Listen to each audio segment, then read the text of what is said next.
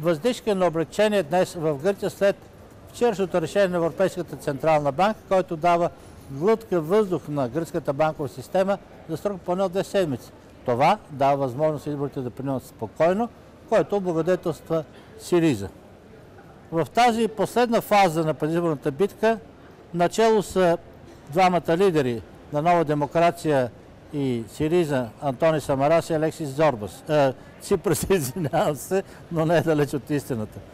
В Солун Самарас заяви, че тези избори са най-критичните в гръцката история и само един глас може да реши дали ще има проевропейско правителство. Тъй като той има предвид следното, че има бонус от 50 мандата, които получава победителя. Според Самарас, сблъсъка с Европа ще бъде катастрофален за Гърция, а към това води една победа на СИРИЗА.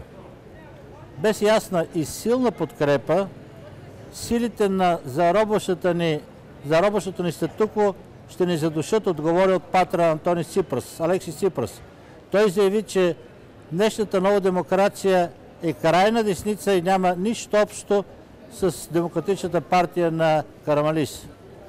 В стремежа си да укрепи своя профил на бъдещ премиер, Ципрас призова гражданите да дадат една голяма победа за СИРИЗА. Ние пишем история, повтори няколко пъти Ципрас.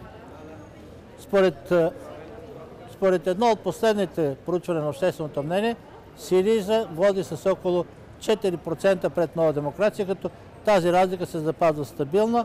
Сред останалите партии за сега няма някакви значими размествания. Тази вечер тук на площада отзад ще бъде последния предизборен митинг на гръцката компартия, а наблизо на площад Омония ще бъде митинга на СИРИЗА. Сега ще ви представя един артист гръцки и се калитехни се. Не. Мехримата? Όχι, με φιλοδόρημα. Каквото удара, това са парите на този артист. Я пек си ли го?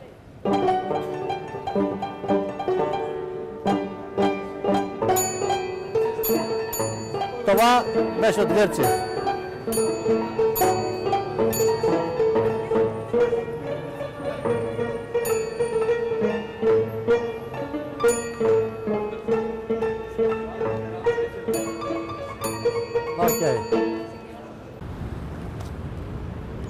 Неделя Гърция е изправена пред най-критичните парламентарни избори от 1974 година, когато падна военната хунта, до днес.